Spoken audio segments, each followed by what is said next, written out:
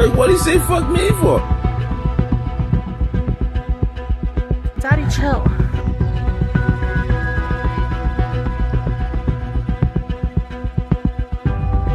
Maybe we'll watch Major League, get some Kentucky Fried Chicken, and put that in his locker.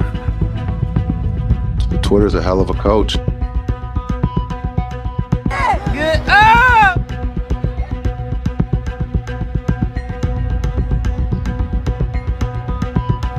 I ain't feeling that beat. Let me find something else. Hold on. No, I don't like that one. No, I don't like that one either. Nah, I know which one I like. Ain't even that difficult to find it. I don't know why I'm tripping. Let's go. Yeah. It's crazy how you can not know somebody, but when they pass away, it affects you. Or affect the way you look at things. Wayne, let's get it. Damn, I miss Nipsey, Mac Miller, and Kobe. Shit just ain't the same, and it's wrecking my brain. Fuck the fame, man, it's not why I came. My aim is much higher, you wouldn't understand. You busy with these hoes and chrome tires. Peasant shit, nothing I desire. Maybe before when I was immature, but I'm destined for more, the essence of a hero. But a Gemini and the other face is Kratos. Get the fuck about my way, bro. Give a fuck about how your day go. If it don't pay dough, I'm trying to feed the fam. I told them I had a plan, and I can't fall short. I gotta take off like I'm Luka Doncic, you know. 207 mil on a deal, yeah, cause shit is real out here. Government stripping rights, I fear. So I'm gripping the mic, give them a load of my freedom of speech. I know that you feeling the heat and it's all me. Sheesh. I've been out here all on my own, trying to get in my zone just to put the city on now. It's mine now. I've been out here all on my own, trying to get in my zone just to put the city on now. It's mine now. Bag it and tag it as a classic. These niggas is average. They thought I couldn't miss before. Watch me skyrocket my average. I mastered my talents by watching the masses, crafting my own elements. Now look at this guy, or a supernova explosive, popping the top off of rappers with a pen dog. I John Wick y'all, cause you're nothing but a lap dog in the backyard, acting like you trap hard for the gram to get a grand. This is sad. Find your identity, cause that's a fatality. Just saying, quit the capping. I know that I'm snapping. They snapping pics. I just live in the moment. Better.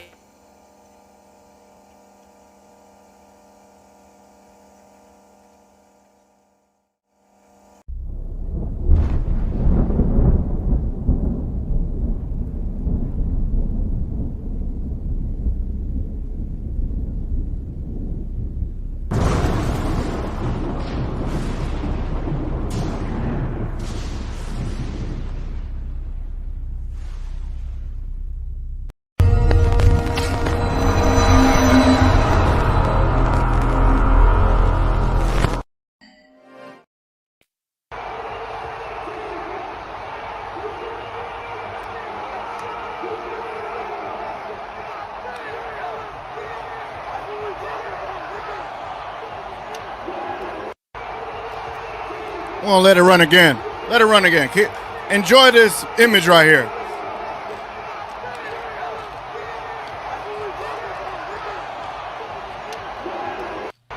One more time.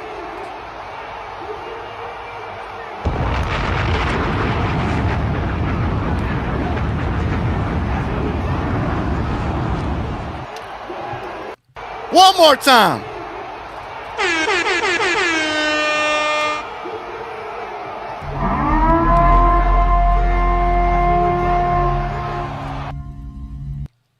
All right, enough of all that.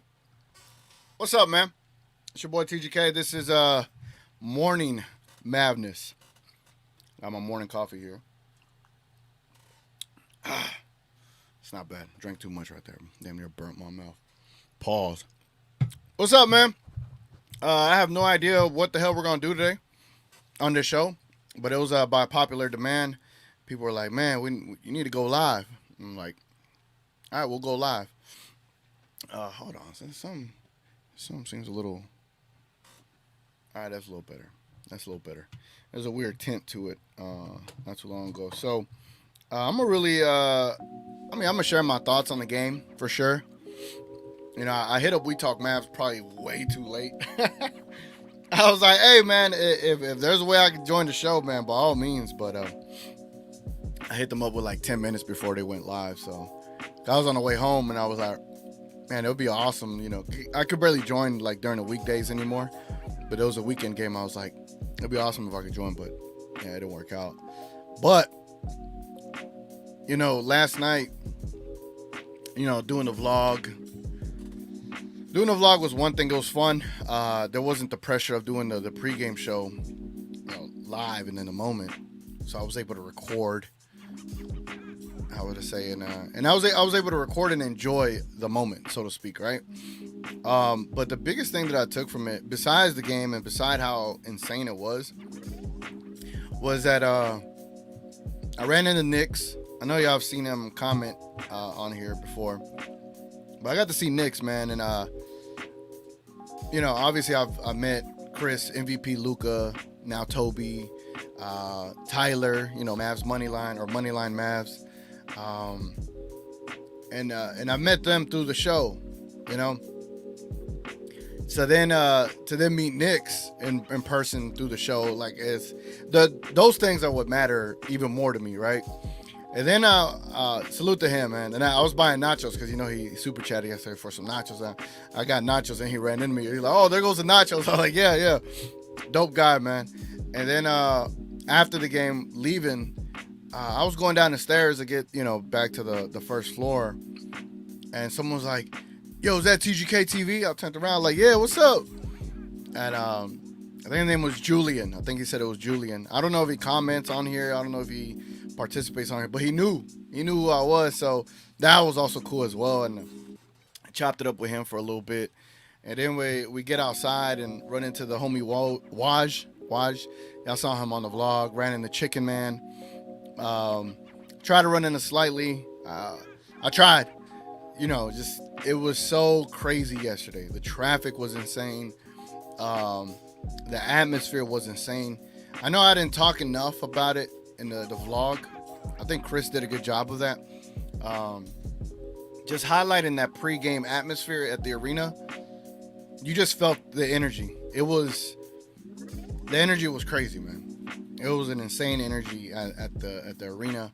And then besides the guy trying to be all biblical with his big old speaker, like, look, bro, if you're trying to convey this message, doing it right there, it just wasn't. I just never understand why people do that. I don't get it.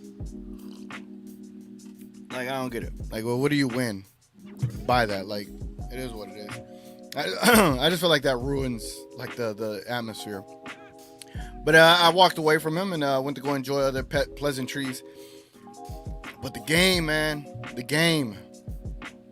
Where do I even start, man?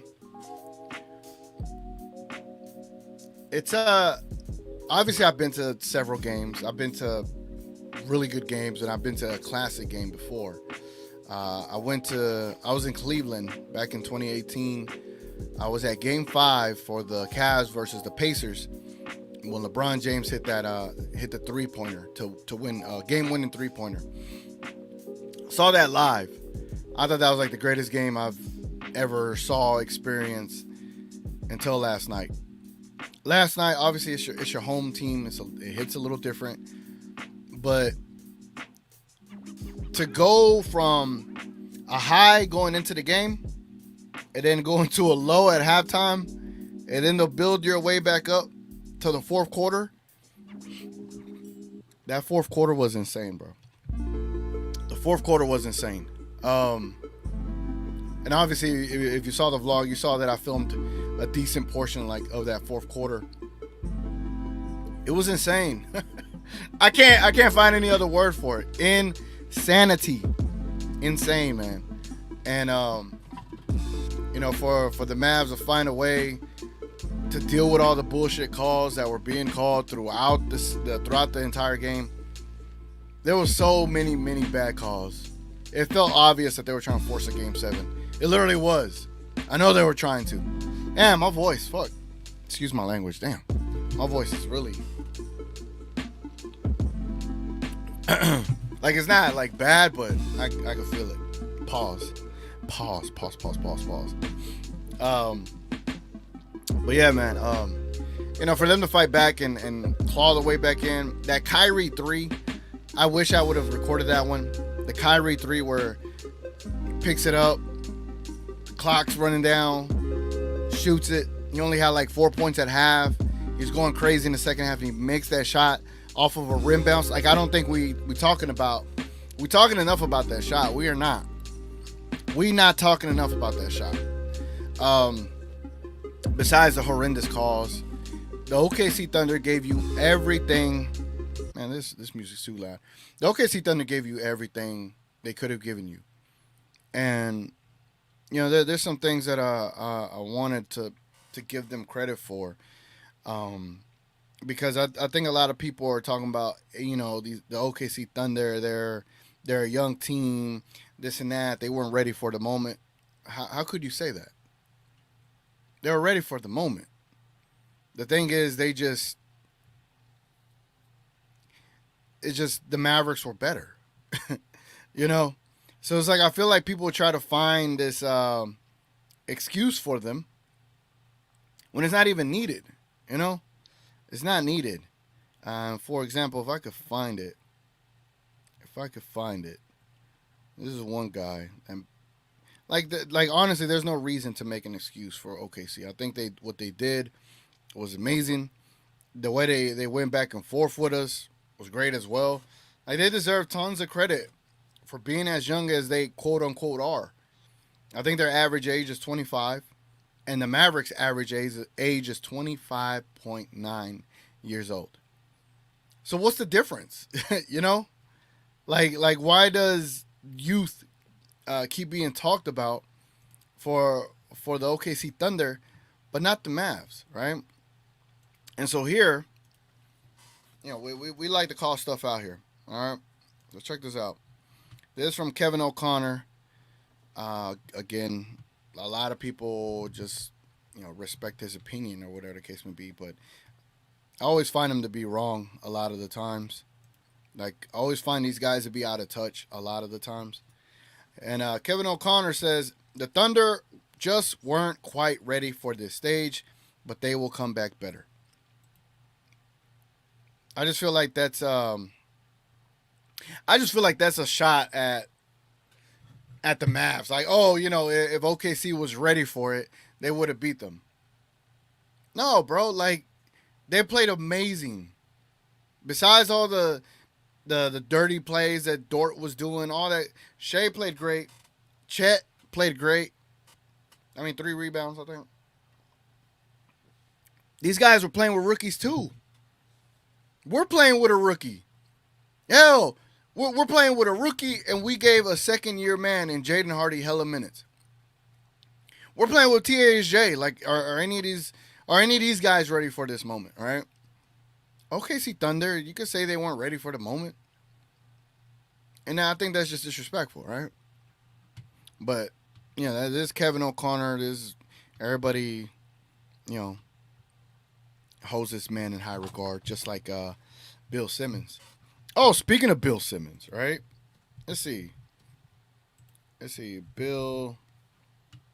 All my messages come up. Bill Simmons. Look at what he said. This man said some crazy stuff. Hold on. Besides the stupid stuff he was already saying. Where's it at? Lucas Player Podcast could be him just talking to different refs for 2 hours. Today, I'm with Zach Zarba. He thinks he's funny. What do you say here?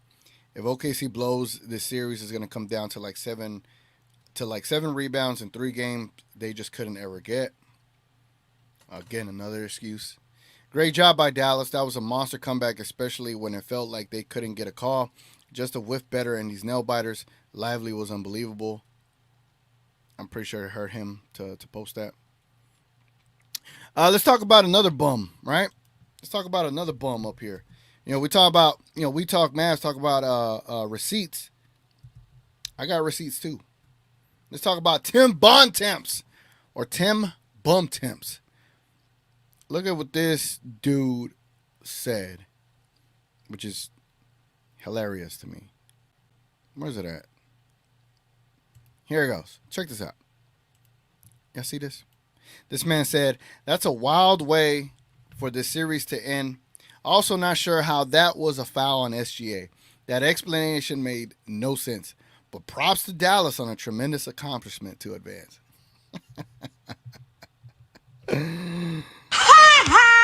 Oh, man.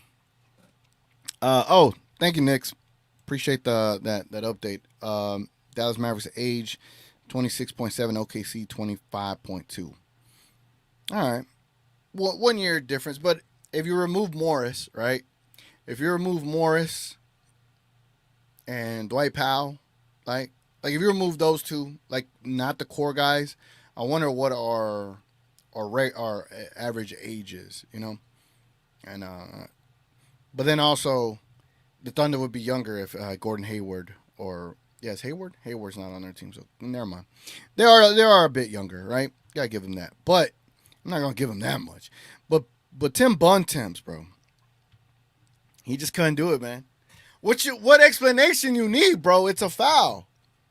It's a foul, Tim. Man's needed an explanation. Shut the F up, bro. What else he say? It was fitting that P.J. Washington was one to hit those free throws. He was unquestionably the difference in the series, and a remarkable performance from Lively, who created a ton of second chance opportunities for Dallas with sheer effort. And they were trying to take away those efforts, man. They were calling fouls on offensive rebound. That's insane. Tim says, regardless of the call at the end, the difference in the second half was second chance points, which just about all came from Derek Lively. What an incredible performance from him in this one. Still thinking about how fun last night's... Damn, this is from 2 hours ago. What the hell he had to say? Let's see. Still thinking about how fun last night's game and that whole series was. Had three rookies. What am I saying? Rookies playing major fourth quarter minutes, and two of the favorites for MVP for the next several years going back and forth with huge games. Could be the beginning of a long, awesome rivalry. Shut up.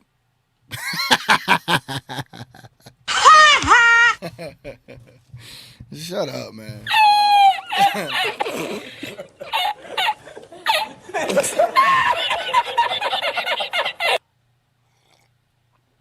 All right, man. What y'all want to talk about, man? Let me get in the comments. What y'all want to talk about? Should I open up the stream? Yeah, I should, right? I should. Let me fix this up a little bit. Look. I got my Mavs stuff on. Just because I got the Ranger stuff on, don't mean I don't got my Mavs. Is it? Oh, there's no patch over here, but yeah, I got my Mavs stuff on. All right, let's get to the comments, man. Let's see what y'all talking about. Also, y'all could bring up ideas that y'all want me to talk about too.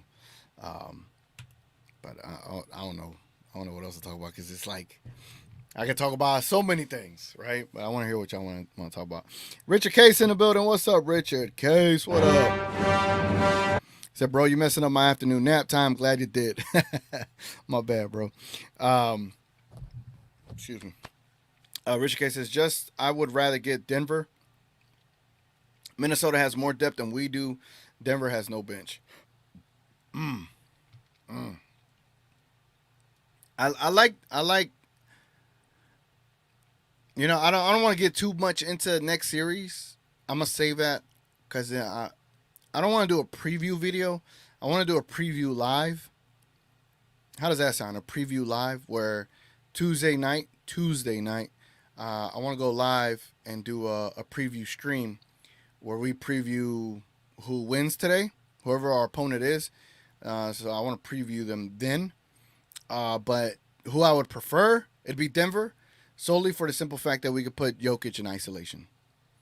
And I'm glad you mentioned that, Richard Case. I didn't think of the depth.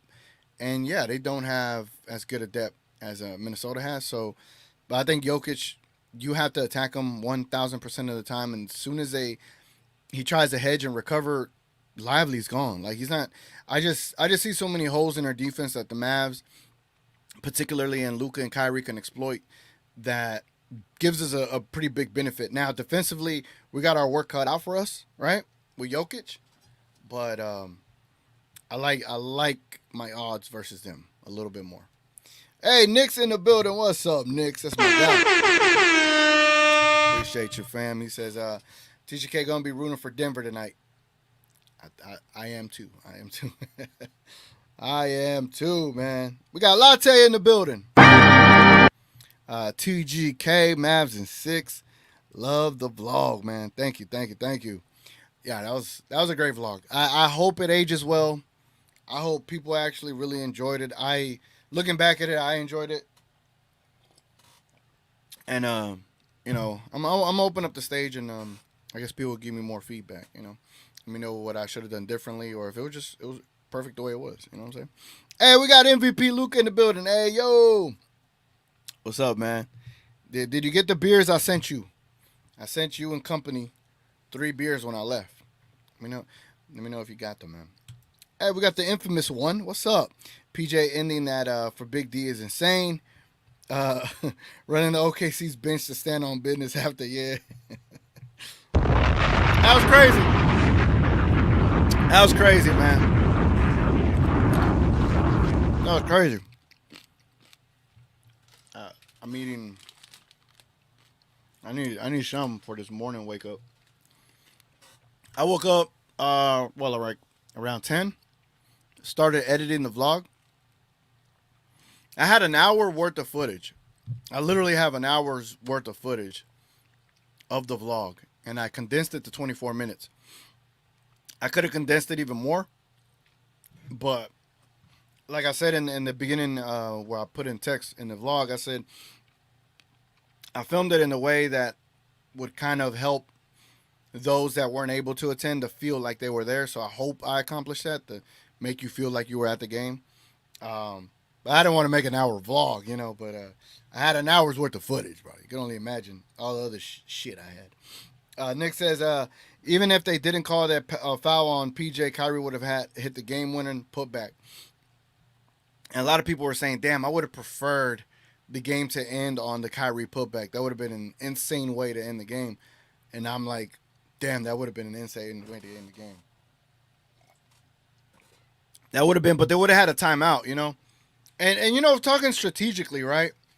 What if y'all called the timeout there when he got fouled on when Shea fouled PJ?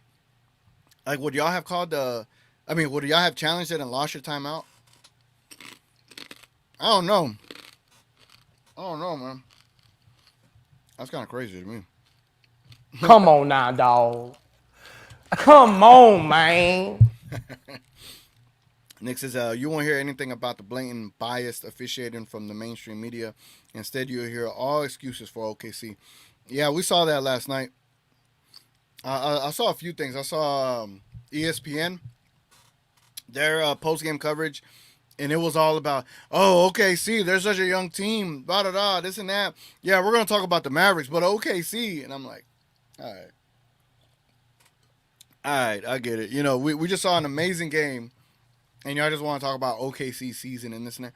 You could talk about OKC, and you could talk about the Mavs, about the game. You could talk about OKC season tomorrow, right? You're coming off of a big time game, and the first thing you want to talk about is OKC's future. This and that. Bro, like, talk the game, my guy. Cole in the building. What's up, Cole? How did OKC blow the series? Mavs were the better team for 75% of the series. And people want to tell otherwise. They want to say otherwise. Yeah, TGK, the point is that OKC being young narrative does not make sense if they are only 1 year younger. Yeah. Literally. Don't shoot me, but that wasn't so bad from Bonnie. Oh, Bontemps? Nah, Richard Case. I'm giving none of these guys credit. Because all year, they've been discrediting Luka. Did Bontemps vote Luka number 1 as MVP? No. Did Bontemps ever give the Mavs credit? He was on with Kirk Henderson. Giving the Mavs like no credit whatsoever, bro. Winning against your opponent, the referees, and the media is a feeling that no other NBA fan base experience except the Mavs. Facts. Yeah, that is facts. Let me see. Where's my soundbite for? I just asked you a question. And I'm giving you a fucking answer because shit's going good, right? So write some positive shit. Yeah. K Choice, what's up? What up, my guy? Let's go, Mavs Nation. Let's go, bro. Let's go.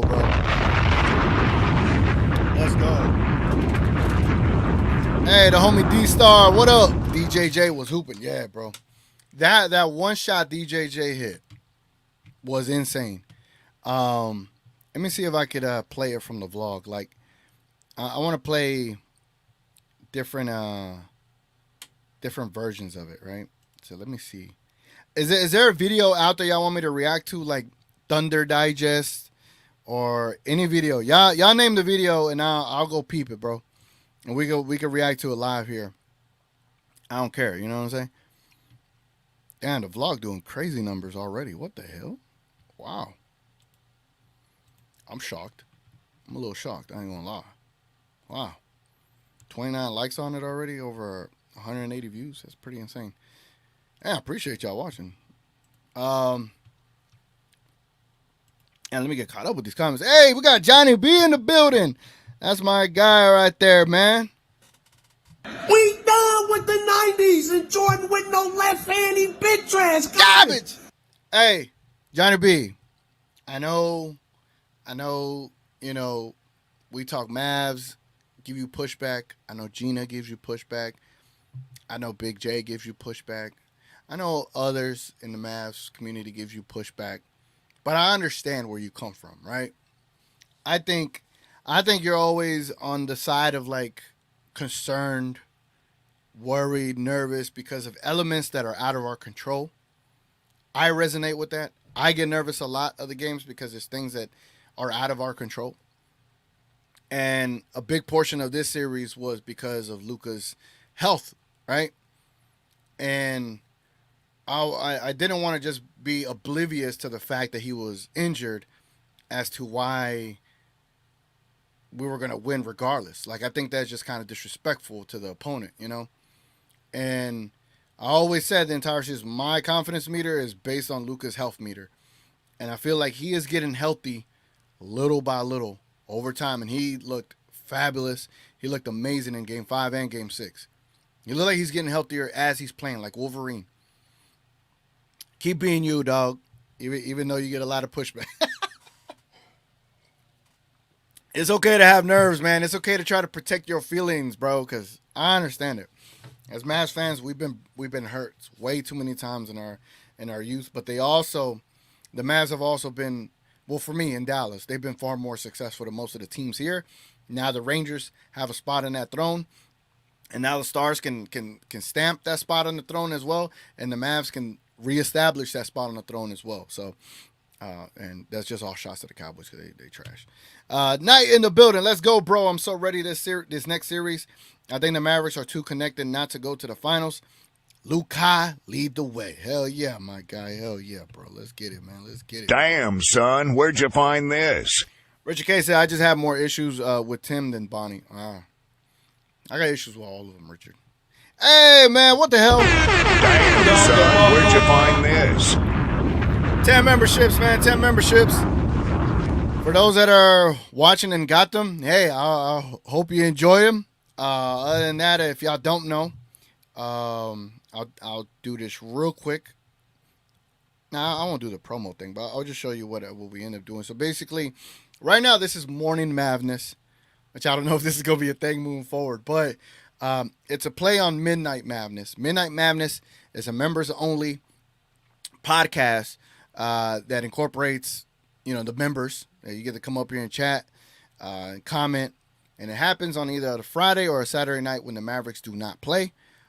So, for example, last Friday, or Friday night, this past Friday, we did a Midnight Mavness, and that was a lot of fun. And we're going to be doing them moving forward. Even after we win the championship, either Friday night or Saturday night will be the night we do a live podcast and just chit-chat about the Mavs and what we need to do, man. So here's a quick little what is it? Signature for that show.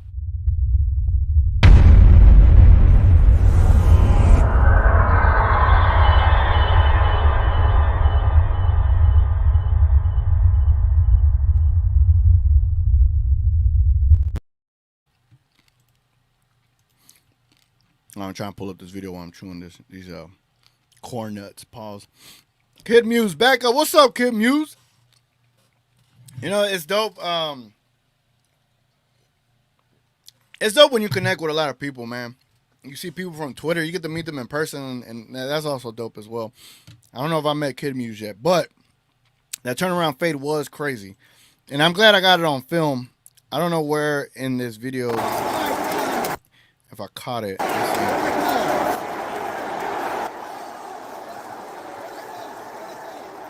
Let's see.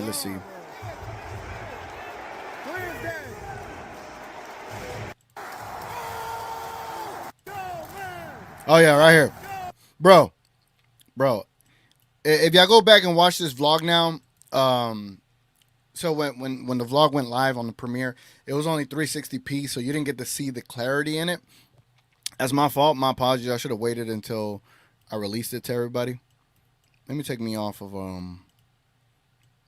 me take me off the screen. I want y'all to see this as clear as day if possible. There it goes. So here's this turnaround fade, right? So Kyrie's right here. This is at play. I volumed it all the way up. Just enjoy this, man. Like, what a excuse my language. What a fucking moment for Derrick Jones, bro. What a moment. Oh, man! Knock that bitch down! Oh!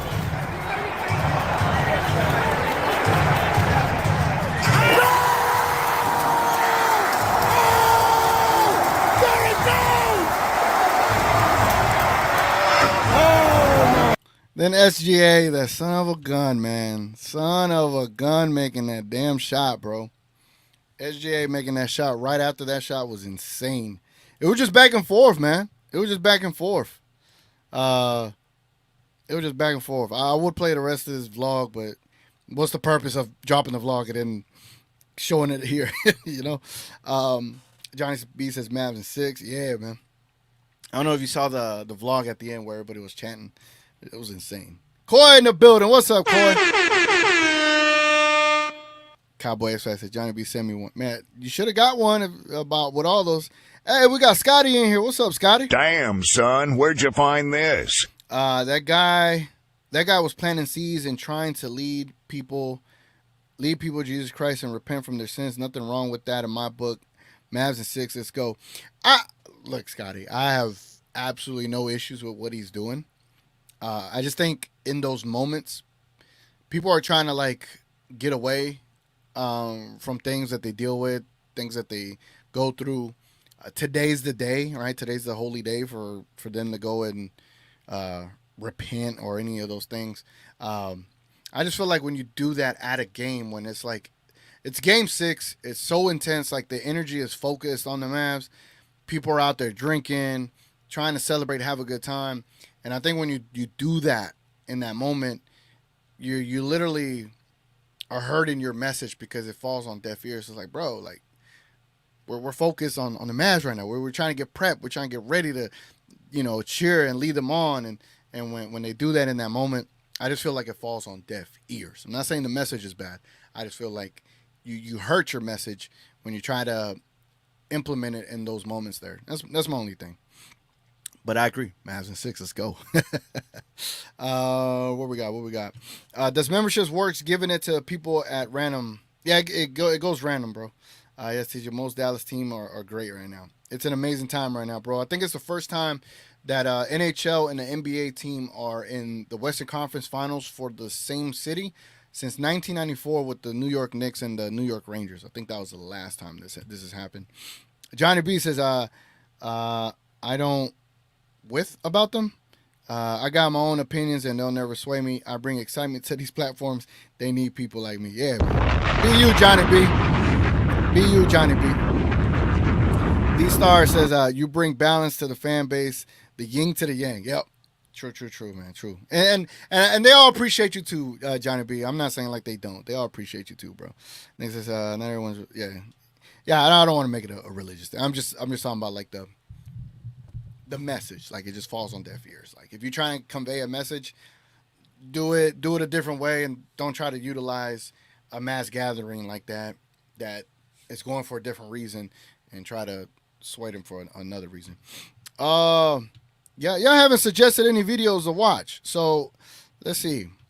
Let's see what videos we could watch and live react to.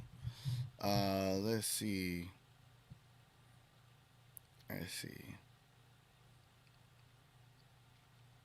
Yeah, y'all could suggest them, man. Y'all could be like, oh, check this video out from this person.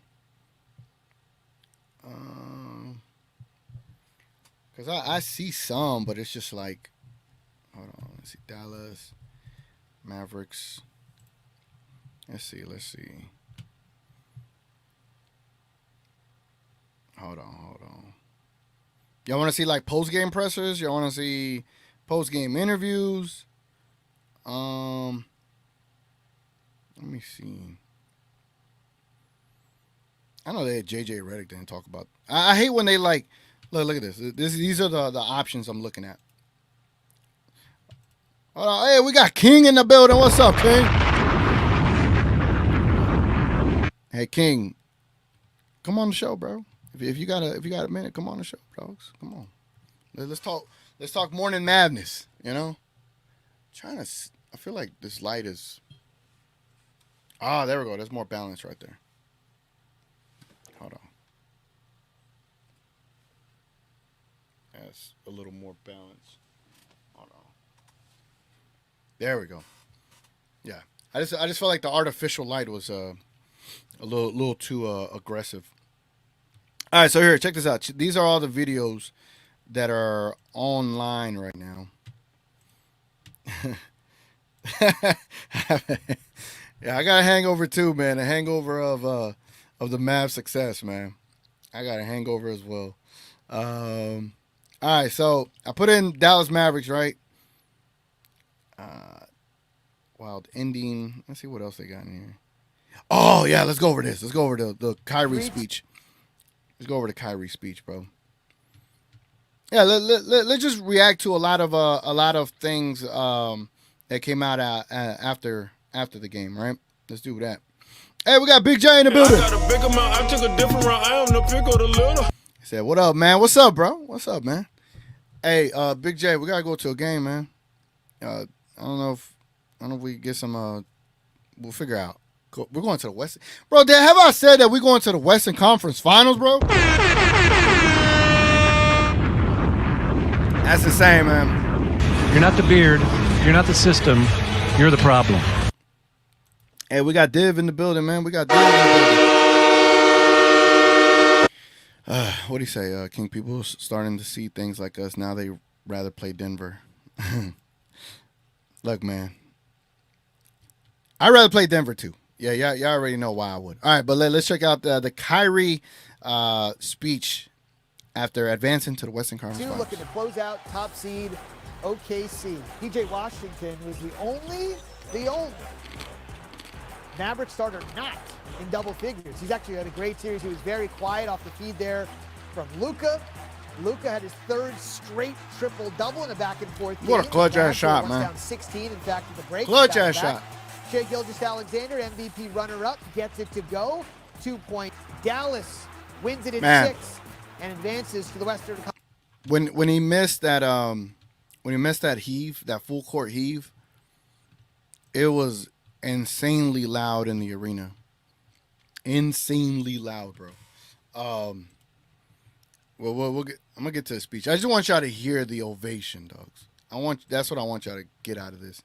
The ovation from that. So check this out. Let me pull this up. I hate how this asks me. Stop asking me whether I saw this. Crazy, man. Okay, here we go. Well, we'll come right back to the Kyrie speech, but I just want you to hear the ovation. Now that the better version of this video is up. Here, check this out. Let's see. Right here.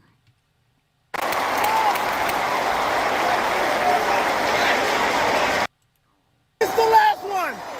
Missed the last one. I was like, missed the last one. Missed the last one. Hear the ovation, man.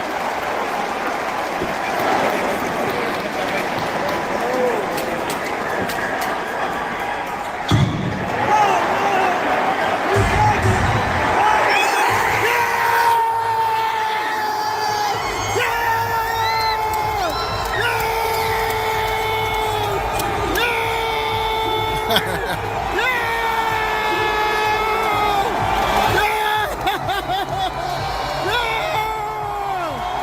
fucking go! She goes! It's the funeral! Oh man, what an insane experience, man. Oh man, what an insane experience. Like when I turn, like, if I make it to 50, when I turn 50 or 53, 54, when I look back and I'll be like, man, look at young me talking about it's a funeral, you know? Excuse me, shit. What a moment, man. What a moment. What a game. Lost my goddamn mind out there, bro. Again, thank you to Toby. Thank you to Luka MVP for that connection and getting me there. Again, I've literally been able to go so many games this season just through the YouTube channel, through the connections from the YouTube channel. Like, I don't know, bro. Like I always say, like, it's like shit I dreamed about, you know, to be able to, because it's hard to like find Mavs fans in Dallas like that are like hardcore fans. Like, everyone's a fan of the Mavs in Dallas, but like the hardcore fans. And as you can tell, the majority of the hardcore fans are like all over the place, you know. And so, yeah, this show is awesome, man. I mean, to be able to do the show and connect with so many people is awesome. But here we go. Here's the Kyrie speech. Conference Finals for the 6th time. Here's Kyrie. You're gonna make me cry, man. Don't do that.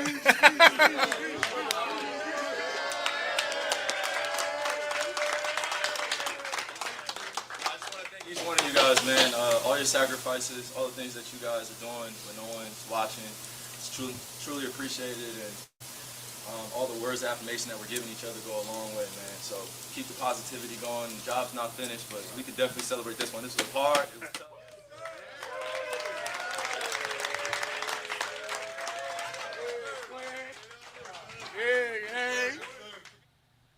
What a great scene, great access there. As I mentioned, third straight Damn. triple-double for Luka in the series. His 5th career 25-point triple-double. That's tied with LeBron for the 2nd most by a player aged 25 or younger in NBA postseason history. I don't know, but it looks like Luka's finna break that. Luka finna break that, bro. Luka finna get like 2 more against Denver and then 2 more in the NBA Finals. You know what I'm saying? He finna break that. Where's this other right here? I love this this 3-2 post game. looking to close out. This post game interview he did with Oklahoma Malika Andrews. for OKC off the mark. Let's see. Hold on. Conference Finals. Right, man. Don't do that. Ah, not this one. Come on, man. Come on, not that. This one. There we go. We're going to discuss this game, but You discuss me. How about that? ESPN. I felt like it in all the from you. All right, here we go. So this is Kyrie right after the game, still in the arena, and he got interviewed by ESPN. I'm gonna get to the comments in a bit. No, don't feel like I'm ignoring y'all. I'll get there in a second. Here, let's check out what Kyrie said here. Oh, in these closeout scenarios, that's the best mark without a loss in the NBA. What is it about these games that just brings out this from you? I think it's just the preparation and it's the moment. You just get to that point where you have the opportunity to close out a team. You want to take full advantage of it. I'm doing my best not to be so emotional right now because it's just this was probably the hardest series that I've ever had to go into, and it felt like it. And bro, y'all understand? For him to say that this was probably the hardest series for him to go into, or even to be in. This man was in a NBA Finals, bro. Down 3-1 against the Warriors. And people like Kevin O'Connor had the audacity to say, oh, the Thunder just weren't ready. The Thunder is good, dogs. There was a damn good team. They had athletes that could guard Kyrie. That's why Kyrie kind of struggled in this series.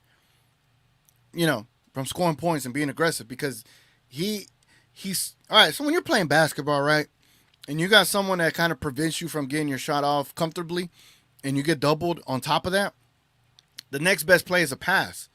Like, there's no shame in being able to understand that you got a damn good defender on you, and if you take bad shots, you're hurting your team, right? Very simple understanding, very simple mindset. And Kyrie, being what now in his 30s, he understands. Hell, I understood that later on in my life too, right? I play pickup, right? So in a very small way, I understand that as well. But for Kyrie to be able to make that pivot and understand that, hey, in these games, it's just not my moment. I got to facilitate, and he facilitated, and they still won. It's just massive, bro. I just don't think people, not us, I just don't think the large majority of people understand the basketball, like 101 perception and mindset that go into these things. The fact that he's dumping it off to Gafford and Lively, giving them trust, giving it to Derrick Jones Jr., those things go a long way, and they're going to help us so much come for the Western Conference Finals and potentially NBA Finals run, right? But for him to say that this series was probably the hardest one on him, I mean, I'm just saying, the man was down 3-1 in the NBA Finals and hit the game-winning shot. But the OKC one was tough. But Kevin O'Connor says the OKC Thunder weren't ready. So who's who? Who's lying, right? It's crazy. They want to make excuses for the Thunder, which the Thunder don't need excuses. Y'all played great. Y'all really did. They played great. They were difficult as F, bro. And Luka was hobbled. Kyrie had to carry, not carry, but Kyrie had to adjust his game. PJ stepped up. The Mavericks found a different way to win, even against this tough-ass team. I don't know. I don't know how else to put it. The Thunder weren't just bro. I just don't think they understand that the Mavericks are just a better team, and the Thunder are a good team. They were ready because they pushed this team and Kyrie to the limit to where Kyrie said this is probably the most difficult series they ever dealt with. Anyway, back to the video. All the pain and all the sacrifices were worth it. So when you get that vindication and you can close out a team, #1 team in the Western Conference, it feels good. But I wouldn't be here without all the great teammates I've had throughout my career, and big shout out to them. And this is just our moment, and I think it's time we enjoy it. Kyrie, speaking of teammates, I want to ask you about some of these, because you and Luka had the game superstars do in a closeout game like this, 51 points and 13 assists. Or in addition, Derrick Jones Jr., Gafford, Lively. Beautiful. Can you talk about their contributions a bit, because they had huge moments? Yeah, that's what we need going into a game like tonight, where we have our guys that are on the wing that are sacrificing the majority of the time on the defensive end. I don't know if y'all hear it in his voice. I don't know if y'all hear the little shiver or quiver, whatever. Like, you could tell he's very emotional. And when they asked him about his teammates, and he said, "Beautiful." Like, he's proud of them, bro. He's very proud of his team and his teammates. And I think he's proud even more because he is the leader of the team. And there's nothing wrong with saying that. Like, oh, this is Luka's team. He's supposed to be. Bro, it's okay if the best player on the team is not the quote-unquote leader, right? It's okay. Like, I hope people don't take it offensive. Like, Kyrie being a leader is a beautiful thing. And he understands that he is the leader. And the fact that his guys are responding to him, the fact that his guys are listening to him, the fact that his guys are stepping up for the team. And whenever they mention the other guys, because he and Luka know that they bear the biggest responsibility for the team. But the fact that when they mention the other teammates and you saw him light up like that, like, it does something to you because of how much you put into this game, how much you put into this team, how much he puts into the court. Like, bro, Kyrie played his ass off defensively, you know. And I just think he knows that he's very welcomed here. Like, I hope he feels like he's being hugged by the entire city of Dallas. Like, we all support him, and not just the city of Dallas, all of Mavs Nation, right? I keep getting caught up in Dallas, but I think the city of Dallas is perfect for him, but also now the Mavs fan base is also perfect for him. But anyway, back to the video. Let's keep it going. And to come up big offensively for us. And I told the guys going into the fourth quarter that I need them to put on a defensive masterclass for me on behalf of everybody here in this arena, everybody watching at home.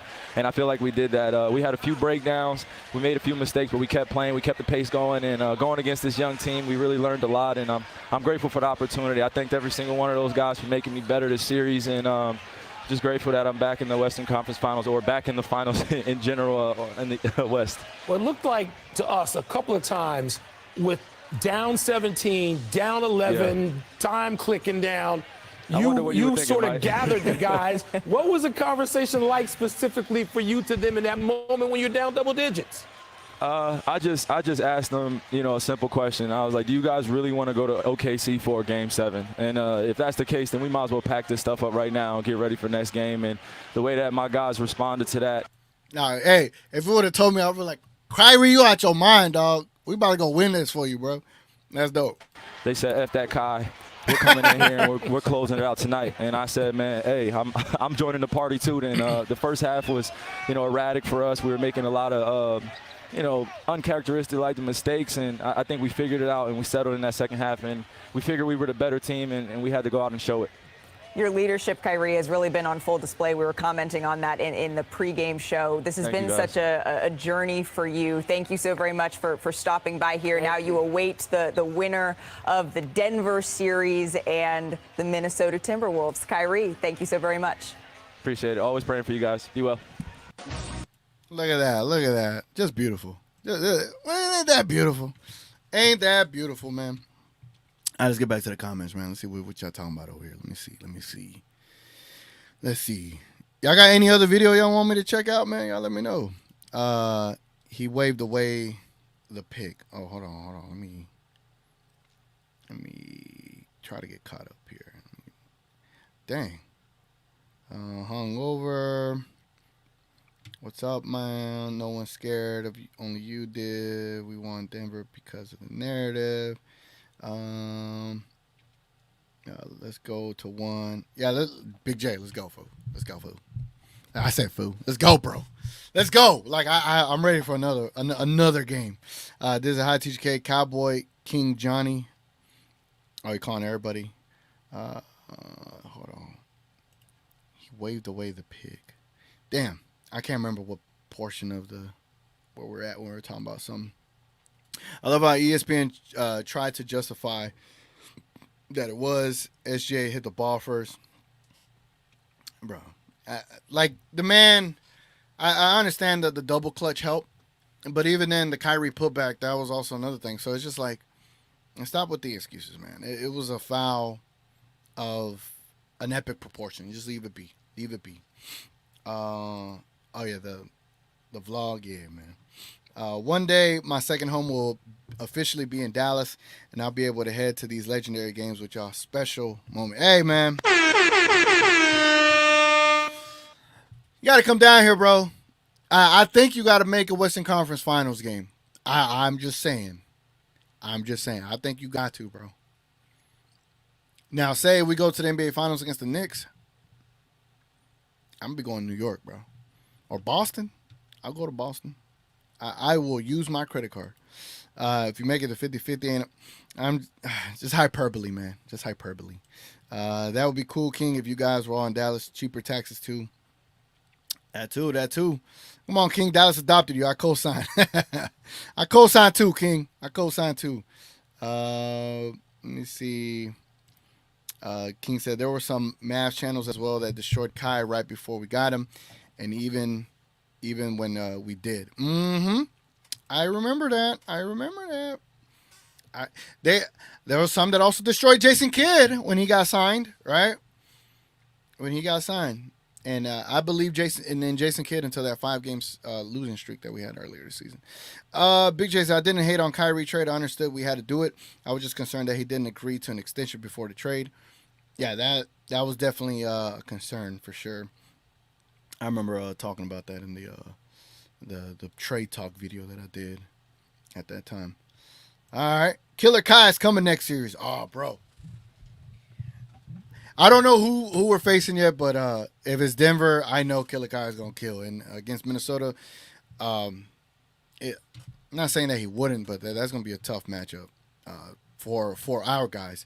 If it's against Denver, I think our guys have an easier path against the Nuggets, right? So let me see. Let's go back into this. Let's see. Let's go look at more videos, right? More hot takes. Let's see what we can find. Let's look at the highlights. Shout out to Panda Hank. Early 3-point lead for the Thunder. Gafford down the lane, and he missed the layup. Gets the offensive rebound and the slam. Hold on, my internet. There it goes. It's adjusting. All right, so check this out, right? This is Panda Hank. He does a great job just showing like all the Mavericks highlights. I just want to see the fourth quarter, bro. Like, for those that were watching this live, like on playback or wherever you're watching it, how did the crowd come across the TV? Because being there, I know for damn sure the people in the arena held it down. I just wonder how it sounded like for y'all in the arena. I see we got 18 likes, man. We got about 33 people in YouTube. If y'all don't mind dropping a like, it goes a long way. Let's try to get up to 25 or whatever. And I see we got about almost 300 people on Twitter. Hey, Twitter, what I got to do to get y'all to come to YouTube? Because you know on YouTube, it helps the channel even more. So if y'all don't mind going to YouTube just to leave a like on there, then go back to Twitter, however that works for you. But just come to the channel, man. Sub to the channel and leave a like on the channel. It goes a long way. All right. But yeah, let me know how the crowd came across the TV for y'all. Definitely want to hear that. And all right, we'll start here on Panda Hank. 4 minutes and 56 seconds. The OKC Thunder up 103 to the Mavs 98. And a foul. Irving though at the dish. What a game, man. What a game. What a game, bro. Oh, damn. I've been on for an hour? I had no idea I was on for an hour. That's crazy. Any other video y'all want me to go over? Fuck it. Let's do this. Let's look up the NBA box score for the Mavs and the Thunder from last night. Let's see. Here we go. Let me share this image with y'all. So let's see what stood out, man. Let's see what stood out. Let's go to box score. No, let's go team stats. I want team stats first. Damn, the Mavs scored 35 in the third and 34 in the fourth. Wow. Y'all see that? Like, I didn't, obviously, I'm not going to notice everything in the game. But the OKC outscored us, obviously. 30 to 23 in the first, 34 to 25 in the second. Then we outscored them 35 to 26 in the third, and then 34 to 26 in the fourth. That's wild. OKC Thunder. How can I get? There we go. So OKC Thunder, they had 92 shot attempts. They didn't have the greatest shooting percentage with all those extra attempts. Mavs only had 82 shots, and they shot 51%, but they had their 40 shot attempts. They made 36% of them. We had 34 threes. We made 47% of them. We had more free throws. Oddly enough, that's kind of crazy considering how lopsided it felt. Rebounds, though, 47 to 31. And the reason they didn't have that many rebounds is because of all the turnovers that we had. We had 18 turnovers, dude. Like, damn. Damn, that's insane. 5 blocks to 4 blocks, 10 steals to 5 steals. But the first half numbers were insane. Points in the paint, they had quite a few. Damn. We had more fouls called on us, 2 technicals called on us, obviously. And they had a large-ass lead of 17 points. An attendance of 20,000 people. Man, that's crazy, right? That's crazy. But I don't get second chance points here. We're gonna get second chance points from. That's where I need to find. But the box score. Let's see. I'm gonna look for Lively here. Lively from the bench. Wow. 12 points, 15 rebounds, 3 steals, 3 assists, 1 steal, 1 block, plus 26. Lively was a plus 26. Gafford, I don't think Gafford's unplayable. I'm not even gonna go anywhere near there. I know he had a rough series against the Clippers. I know he didn't have the greatest series against the Thunder.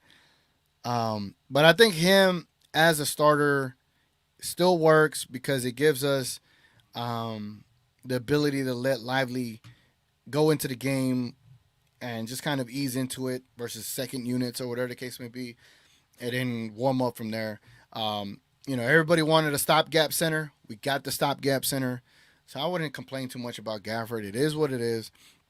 But I think in that first half, we just didn't play good as a team in general. I don't think if you started Lively, it would have been any different, right?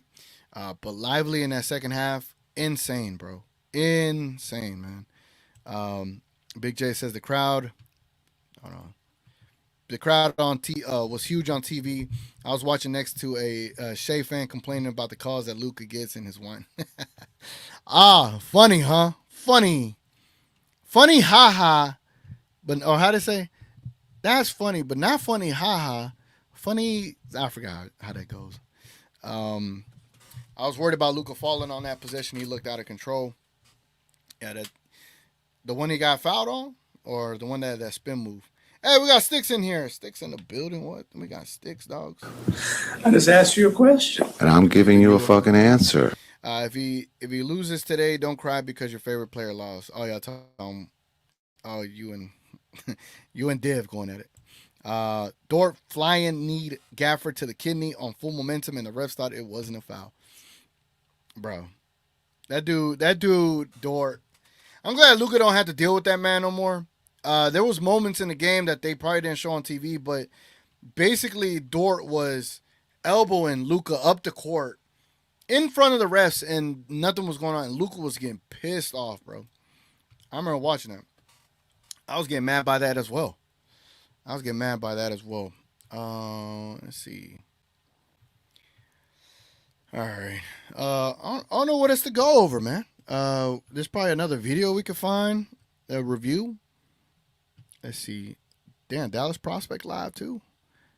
Sure, I should probably get off, right? Hold on, let me see.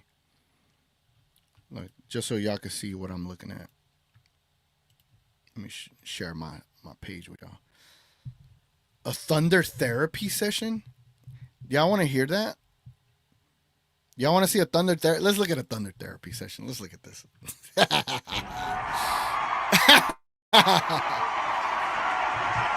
You're sick, TGK. All right, enough of that. Incredible. Hold on. Those three guys, Alexander, and Let it all out. Fine. I was definitely. I am your host, nonetheless, Dylan Hunsinger at Thunder. All right, so Cone, I think is 3 Cone on Twitter.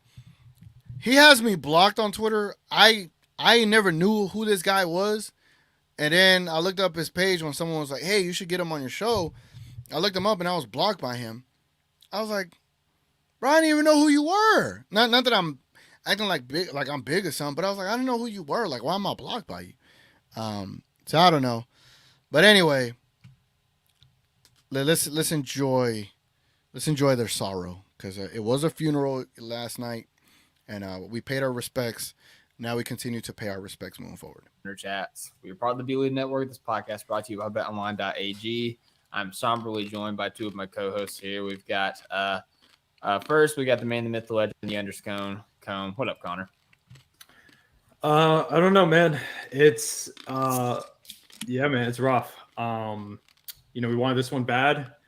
Got what was close, I want to give a shout real quick to who was it that tweeted this out? Ryan Woods, who tweeted out final series score: Dallas 636, Oklahoma City 636.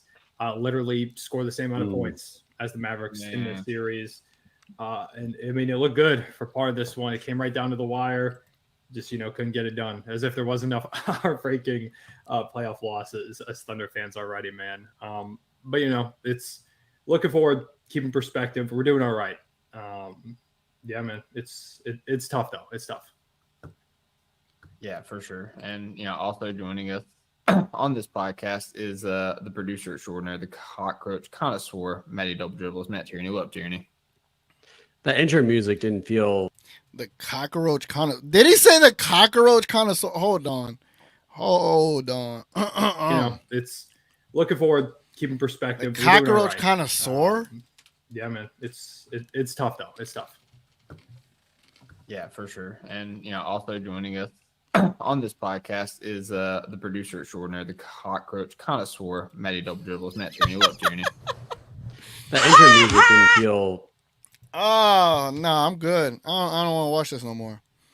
I don't want to watch cockroach connoisseurs. I don't want to do it. Okay, let's see B-ball breakdown. It says Luka exposes OKC's defensive flaw. Forces Isaiah Joe to cross the midline, leaving no one to rotate to the corner, allowing. All right, y'all saw that play right there? Check this out. So the reason I like the idea of playing Denver is because of this right here. So a high screen or a high pick and roll with Jokic in the play, and say Jokic hedges and stays on Luka like Gets this. beat. Oh, let me vomit down. Say what's the name? Jokic stays on Luka like this, like connected to him like that. Everyone's gonna have to come up and try to protect Jokic, backside, quote unquote, right? And so if Luka could beat him, which he will because he is faster than Jokic, oh, it's gonna be barbecue chicken, man. We're gonna get looks like this a lot. You see how open Derek Jones is. You see how open PJ is. That's why I like the idea of facing Denver, bro. So I don't think we have to look at a beat ball breakdown that much more. But let's look at awful coaching, right? Let's see what awful coaching got to say. There it goes. Luka Doncic quietly put together a defensive masterclass. This one right here. Mark Daignault is an absolute disaster. We live in North Korea. You're trapping this screen. Fun. Isaiah Joe's got to take Daniel Gafford on the roll. Shea Gilgeous-Alexander would come up, take Derek Jones Jr. one pass away. You'd leave P.J. Washington 2 passes away. Nobody moves. How do you trap a screen? There's no backside movement. The second Gafford catches this, P.J. Washington's wide open on a cut for a dunk. Derek Jones Jr.'s wide open for 3. Gafford's got the ball in the paint already. Always fun. Always love these when an NBA team doesn't guard a ball screen. Why is Isaiah Joe? Ice the screen. Keep Kyrie Irving to the sidelines out of the lane. No place for Gafford to roll. Gilgeous-Alexander's waiting right there. You don't guard it. Nothing happened. Isaiah Joe gets screened. There's no defense at all. We live in North Korea. Will someone say something? First of all, I don't know why this isn't just a switch with Casey Wallace and Jalen Williams. But if you're playing up, I got to get all the way up and hedge. Derek Lively cannot catch this ball. I'm up moving Jaden Hardy to half court. Aaron Wiggins is in backside help. No place for Lively to roll. You're in drop coverage. So Derek Lively's catching this in the paint. Kyrie Irving's wide open for 3. Josh Green's wide open for 3. And that too. We are living in North Korea. Mark Daignault is one of the worst human beings ever created. Josh Giddey goes to trap. So Case and Wallace, you've got to move. I got to start to get up the line because I'm going to have to take the wing right here. And then Jalen Williams would have to come to the corner. Shea Gilgeous-Alexander rotate down to Lively, and Wiggins would come to Josh Green. Nobody, Case and Wallace hasn't moved yet. Get up and guard. With Jaden Hardy, look at this. He live. Oh, man, that is fun. And Sticks, stop trying to ruin the moment, man. Stop it. Get some help. Whenever he is crapping on the other team, it is so much fun for me. Okay? Just like you like to crap on other teams.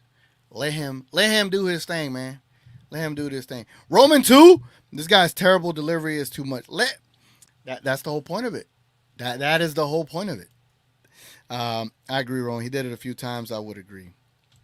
We lived in North Korea last night with Tony Brothers as the dear leader, and we survived. We did survive last night, man. Yeah, Div, he is funny as F, man. Yeah. They just hating on Mr. Awful Coaching or film session. Do you think the Nuggets or Wolves leave DJJ, PJ open like OKC did, or does Kyrie see more one-on-one coverage? Well, let's think about it, right? Who on Denver is going to get the Kyrie assignment? Is it KCP? All right, so let's assume Jokic is on our centers, Lively or Gafford, right? Let's say Gafford. Let's say Michael Porter Jr. is on Luka. Let's say Murray is on Derek Jones Jr. Let's say Gordon is on PJ. So that leaves KCP on Kyrie, right? So obviously PJ and DJJ are going to be on the corners. Say Lively comes and gives you a pick, or Gafford comes and gives you a pick off of a KCP for Kyrie. That means Jokic has to step up and guard Kyrie, right? Jokic has to step up unless KCP is gonna get around the screens, which I don't know if he's good enough like Dort. Dort was fantastic getting around screens illegally, but he was fantastic. Will they be able to do the same thing? And can Jokic hedge enough to allow his defender and say KCP to recover? But Kyrie's fast enough that you won't be able to hedge and recover like that. So say Kyrie gets off of the screen, he blitzes Jokic. So let's say he's going down. Let's say he's on the PJ side, right? That means Gordon's got to come down and trap, right? Kick it out to PJ wide open. Say Kyrie goes baseline but crosses Jokic into the middle of the lane. That means that MPJ is gonna have to crunch down and come help guard Kyrie, which leaves Luka wide open. And then if Luka gets the ball, he drives, and then Murray decides to step in to help MPJ recover, kick it out to DJJ. I just feel like there's so many options, but you have to get Jokic and pick and roll to get it all the domino effect to go, right? Because if you're just going to do ISOs, I do not like the MPJ on Luka matchup. I don't like it. Unless MPJ is going to play like soft defense and give him space, then I don't mind it, because then Luka could step back him to death, which is probably what they would prefer. But I think the idea should be to attack Jokic every single time and just kill him off of that. Kill them off of that, because he's going to play the most minutes. You attack Jokic, you're just going to get open shots. That's just how I feel. That is just my feeling on that for sure. Let's see. TK, you better bring that StreamYard link up now. Okay. I will. All right. We'll do 30 minutes of this. I'll stay till 2:30. So whoever wants to come up here and chat, man, come on up here. Let's talk. Basketball. Laugh Miles, he be so angry. Yeah, bro. You know how much energy it takes to do that, man? Like, I don't think y'all understand. This says he actually is correct with his breakdowns. That too. He's also correct. His analysis was good, just his delivery, I'd have to turn off. I agree. I think he just needs a better mic. That way it picks up his angriness. Nick says, can you react Luka and Kyrie silence the media by uncut hoops? Let me see. Let me pull it up. Hold on. Uncut hoops. Let's see. Okay. I like this. I like the suggestion. I like it a lot. Can't wait for Lively to become the second coming of Shaq in the next series. I hope so too. Yo, Knicks, I was just watching that. Yeah, Roman, it was such a great. All right, bet. We're about to watch it, and we're about to watch it with a special guest. What's up, Knicks? How you doing, bro? I mean, Sticks. Did you just call me Knicks? Man, I just upgraded the soundboard level and everything, and you called me the wrong name. And I'm giving you a fucking answer. I'm giving you my apologies, Sticks. My apologies. I was just reading Knicks' question. I know. We got Knicks, we got Sticks, we got Bricks, we got everything. My fault, man. My fault. We also got Johnny B in the building. What's up, Johnny B? What's that word? Yes, sir. And we also got Big J in the building. What up? What's going on, man? Not much. All right, man. Let's go ahead and my fault. Now Knicks is offended too. My fault, Knicks. I'm sorry. I'm truly sorry. All right. Let's go ahead and let's review this video that Knicks suggested, not Sticks. Let's check it out, and then we'll talk about it. This is the collision course that we are on. I don't think Minnesota loses this series to Denver, and I certainly don't believe Oklahoma City is going to lose to Dallas. Kyrie in the playoffs. I mean, he's won the playoff series since they won the title with Braun. So really, what I don't trust is individually in the playoffs what they do. Irving, dancing, prancing, pulls up, three-pointer, bang! When it comes to the biggest surprise of the 2024 season, that is undoubtedly the Dallas Mavericks, led by Luka Doncic and Kyrie Irving. As now for the second time in 2 years, my fault. They are back in the Western Conference Finals. And Dallas coming to this season, they weren't viewed as a contender or a serious threat in the Western Conference, as according to the odd makers, the 7th highest odds to make the finals out of the West. Damn. Behind Phoenix, Golden State, both LA teams, and even Memphis. And give Dallas' front office credit. In the past 7 months, have hit home runs at nearly every And who's turn. outside? Johnny B. First off, drafting Lively, an absolute steal. This guy in Game 6, crucial boards and free throws as a rookie.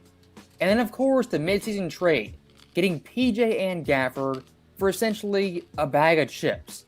And PJ in this game, numerous big-time shots, despite foul trouble, and not making a shot till the fourth quarter. Now, the biggest home run Dallas hit was trading for Kyrie Irving when his value is essentially zero. I mean, look back at that trade. Kyrie Irving, a bona fide superstar, got traded for Dinwiddie, Finney-Smith, and some scraps. Looking back at that trade, I'm pretty sure he's about to show the grade, right? He's got to show the grade. That's hilarious. Look at who we traded for him. That's embarrassing to get Kyrie for that, man. That's embarrassing. Hey, that's the Brooklyn's fault they got to deal with. Kyrie, man. Yeah. All right, let's see what if he shows a grade. Let me see. One of the biggest steals in recent NBA history. And Kyrie's value post-2023. I mean, to just refresh your memory, this guy was viewed as the cancer of the NBA and completely untouchable. Even the LA Lakers, who are always desperate for superstars, big-time names, didn't want to touch Kyrie Irving. That's how bad it was. Do you think that Kyrie is worth all of this drama? No, he's not. He's not worth it at all. A matter of fact, I need him let to me retire. say this straight up and down. Look how I happy think he is to Kyrie say Irving this. should retire. How does Kyrie look now? He looked like a fool. He looked crazy. Kyrie Irving. We are witnessing one of the most delusional athletes in American history. And when it comes to Kyrie's nicknames, Hey, he's got man, a few hey. of them. Uncle. You know what's crazy?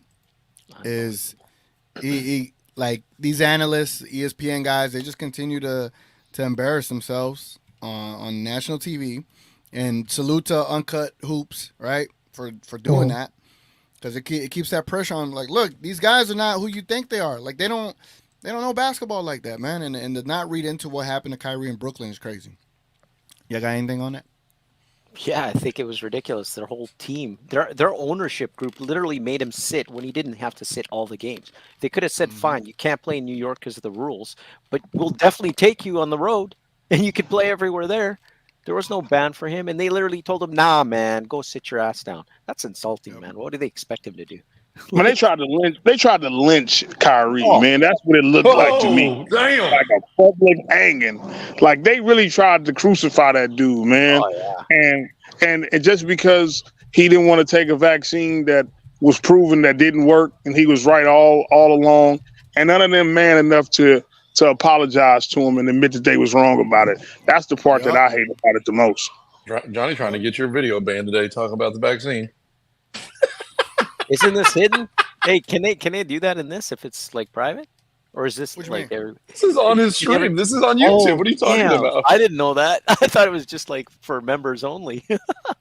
They ain't gonna take No, it's past that point now. They're not doing that stuff anymore. It's not 2022 anymore. No. I mean, I think the point with Kyrie is just simple. Is that he and I've said this a couple times on some of the things. He made he doesn't take the vaccine. They treat like they treated everybody who didn't comply, and the media personalities are controlled by the corporations, which hook, line, and sinker made everybody do what they had to do to keep their jobs. So when you have a superstar athlete with the persona that Kyrie has, the only way they handle that now is it's character assassination. So they make him into the bad guy.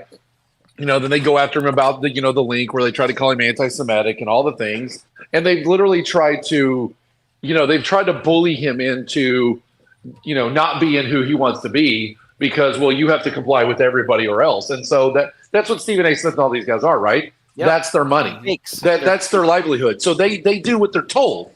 Just like Shaq, just like Barkley, the shtick that the whole TNT thing is, it's only a shtick so far, right? Like they have a leash that they're allowed to have, and because it's funny, they let them go with it because it's not considered serious.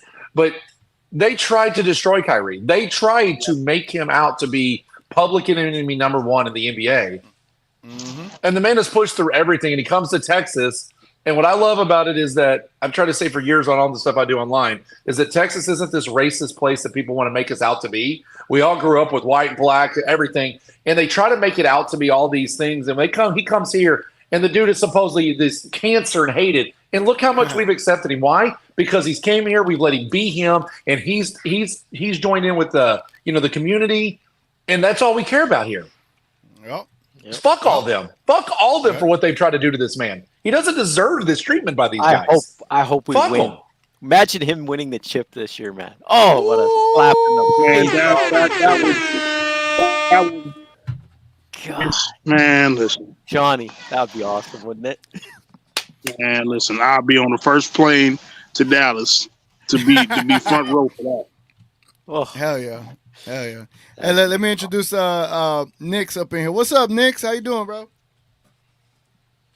Hey, man. I just want to You got say your name right, at I'm least. not Sticks, all right? I love it, Sticks. My fault, man. Don't worry, I By already the way, I already put my Dallas membership Sticks back is down to 99 cents. Oh man. All right. Let's continue with the video. Let's continue. Uncle Drew, Kai, and somehow World B Flat. And those nicknames ain't pretty decent, but after Game 6 versus the Thunder, I think Kyrie's new nickname should be the Closeout King. As now this dude's records in closeout games for his career is a perfect 14-0.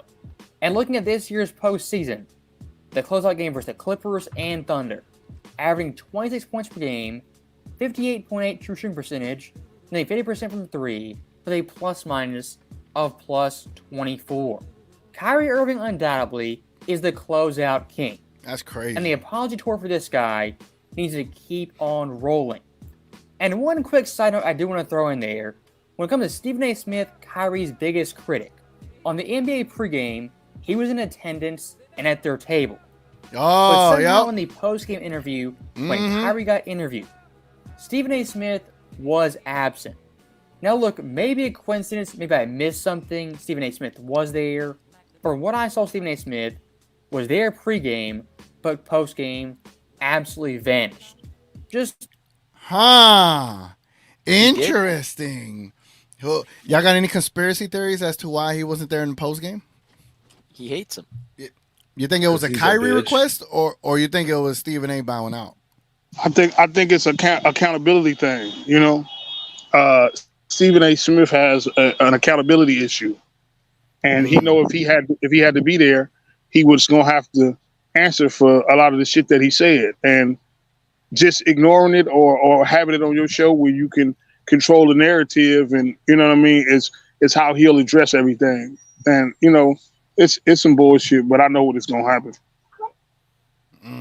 Yeah, you know what? I actually agree with Johnny B, because you remember when Stephen A. was hiding under the desk because he was wrong and they were going to call him out. But that's the Stephen A. is a punk, man. He likes to talk a lot of trash, and then even with the stuff with Ball, you know, when he was talking about he couldn't even walk, and basically he was on a walker and all that stuff, and then he did the video standing up and sitting down, all that, you know. But it's like Stephen A. still doubled down and still said, "Nah, he really can't walk." That was like. Insane. He's just a clown, man. I also loved what Kyrie's in this interview at the end of it. It's like, oh man, nothing better than showing love to your enemies. It's like pouring hot oil on their head, bro.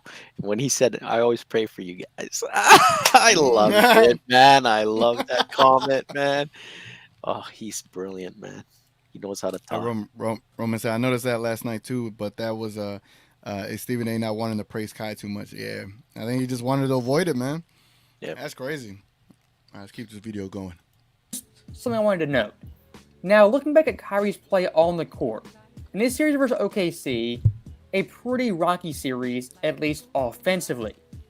As in 6 games total, had 3 games of 12 points or less. Very un-Kyrie-like. And the first half of Game 6, once again playing passive, 2 of 5 shooting, 4 points, 2 turnovers, he was a -10. Now, second half Kyrie just flipped the switch, aggressive off the bat, off the jump. That's the best version of Kyrie. As in the second half, 18 points, a game high, and again. Dallas to that point, that shot, they'd been so close to taking the lead, they'd fought all the way back, but couldn't get over the hump to actually take the lead and maintain it. And looking at the overall stats of second half scoring versus Oklahoma City. In this series, 10.2 points per game, first on Dallas, and 9th for the postseason. His shooting splits, of course, off the charts and phenomenal. But very important to note, his defensive rating was top 8 among second round players. And that's the part about Kyrie's game that goes very, very overlooked. His defense in the playoffs has been the best of his career. And to this point, ranks first in steals, and opponents are shooting only 41% when Kyrie guards them. Damn. So while this series versus OKC wasn't his best offensive work, when it mattered most, he got it done, and defensively stepped up time and time again. And looking at Dallas' marquee player, that of course is Luka Doncic. Now, Luka in these playoffs, not really typical Luka, the 30-point triple-doubles, the 40-point games, the eye-popping stats. But Luka so far in this playoff run is doing the little things at the crucial moments. And one thing I've noted in both series, OKC and the Clippers, Luka's mid-range game is on point. And my one critique of him, shoot more shots from the mid-range. Not those deep threes, contested threes that you're really struggling on. Look at Luka's mid-range stats. Ooh, in the first round versus the Clippers, 60%. ranked third in made shots per game on an astounding better than SGA. 0.3%. Man, if he shot as many as SGA, he averaged 40. Still top 5 in make. Right? I mean, he did shoot a crucial midi to take the lead in one of the last possessions. So SGA is clearly the best player on the court during that series. We all know that. I don't know what y'all talking about. Yeah, definitely. Why doesn't anybody say that SGA played like James Harden and didn't share the ball enough? That's because they want to make him one of the faces of the NBA. Without SGA, bro, they losing 3. Like SGA really, he handled his business out there. He did what he had to do. He don't got nothing but my respect for that series that he played. I agree, but what I'm saying is when Luka was doing that, they were saying he's too ball dominant against the Clippers, and he was dropping 40-point games, right? Triple doubles, shit like that against the Clippers twice, 2 seasons in a row, right? Or 2 playoff series in a row, and all we heard was he's James Harden. He's James Harden. They're not talking about how he's setting guys up and they're missing and breaking shots because we didn't have the talent around him. Now we do. Oh, Luka's better. Hold on. Let me see something. They got my boy Chicken Man on hold on. Yeah, you know that social account that shows like all the post game from the Mavs and the Plaza. Is that on X? Yeah, on X. Here, let me show this real quick. We'll come back to that video. We'll finish it up, but someone just sent this to me. The homie Chicken Man. I was around here. I don't know if I missed this, but let's see what he said. Thoughts on who you want next? Nuggets, Wolves. I want the Nuggets. I want the Nuggets. Of course, a man in a chicken costume wants the Nuggets. Chicken Nuggets. I was just about to say that. Chicken Nuggets. Chicken Nuggets. That's funny. Yeah, you were never in the video. I kept looking for you, TGK, when they were showing that. But I knew you were offline. Dude, actually, there's a guy that looks like he could be your cousin if you watch the ABC feed. I sort of got it first. I thought it was you, but I was like, nah, he's not all black. Is that the whole feed? Look to the feed. Just skim it. Here it goes. Social pedestrians. This page here. They see, this is what they did. Oh damn, that's loud as hell. Oh my. So this was last night, right? Let's see what this is the other ones they've done.